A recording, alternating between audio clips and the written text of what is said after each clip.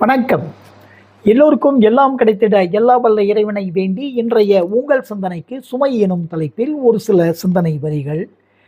வீட்டுக்கு எடுத்துச் செல்லும் கோப்புகளின் சுமையை விட ஆசிரியர்களின் மனதில் சுமந்து செல்லும் சுமை நாளுக்கு நாள் கூடிக்கொண்டே இருக்கிறது.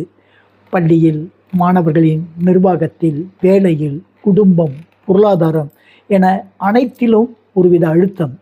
இது அனைத்து பணியாளர்களுக்கும் ஏற்படக்கூடியது தான். இன்றைய காலகட்டத்தில் அனைத்து பணிகளின் சுமைகளும் கடந்த காலங்களை விட இரட்டிப்பாகிவிட்டது என்பதை மறுக்க முடியாது. ஆனாலும் ஆசிரியர்கள் விஷயத்தில் இன்னும் கொஞ்சம் கூடுதலான பளுவே இருக்கிறது என்பதை மறுக்க முடியாது. ஆசிரியர்கள் கற்றல் கற்பித்தல் நடவடிக்கைகளில் செய்யும் செலவு நேரத்தை விட அவர்களுடைய கோப்புகள், இதர பணிகள், தங்களது ஆளுமை திறன் வளர்த்தல் இப்படியான மற்ற நடவடிக்கைகள் அதிகமான நேரத்தை செலவு செய்ய வேண்டிய ஒரு இக்கட்டான காலகட்டத்தில் இருப்பதை கல்வி அமைச்சு கருணையோடு பரிசீலனை செய்ய வேண்டும். அது மட்டுமல்ல, அண்மையில் உலுஸ்லாங்கூர் கர்லிங் தோட்ட தமிழ் பள்ளியில் மரணமடைந்த சுதாவின் மரணம் கல்வி அமைச்சுக்கு ஒரு எச்சரிக்கை மணியாகவும் இருக்கும் என்று நான் நம்புகிறேன். காரணம், இது போன்ற பிரச்சனைகளை, அழுத்தங்களை எப்படி சீர் செய்யலாம் என்பதை தீவிரமாக கல்வி அமைச்சு ஆய்வு செய்ய வேண்டும்.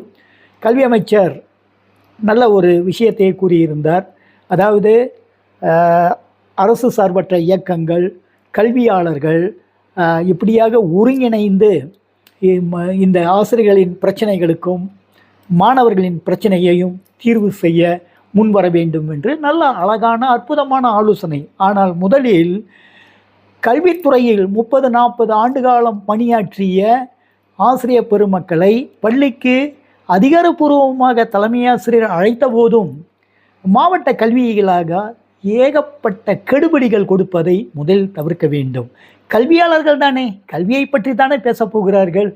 மனவளம், ஆசிரியர் நலம், பெற்றோர் தன்முனைப்பு, மாணவர்களின் சிறந்த பண்புகளை விதைப்பதற்கு அவர் ஆசிரியர்களுக்கு ஒரு உறுதுணையாக, ஊன்றுகோலாக செல்லக்கூடிய இவர்களை தடை செய்வதை அரசு, கல்வி அமைச்சு மிக கருணையோடு கவனிக்க வேண்டும் என்று பணிவோடு கேட்டுக்கொள்கின்றேன், முன்னாள் ஆசிரியர் என்ற முறையில்.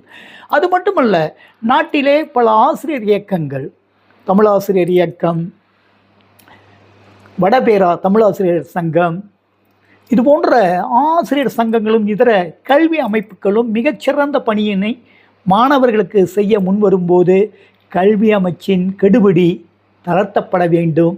எல்லோரும் கைகோர்த்தால்தான் மிகச்சிறந்த பலனை அடைய முடியும் என்று கூறி அடுத்த வாரம் மேலும் இது போன்று ஒரு சிந்தனையோடு சந்திக்கின்றேன். அன்புடன் சுபமைன் டைனமிக் மு. கணேசன்.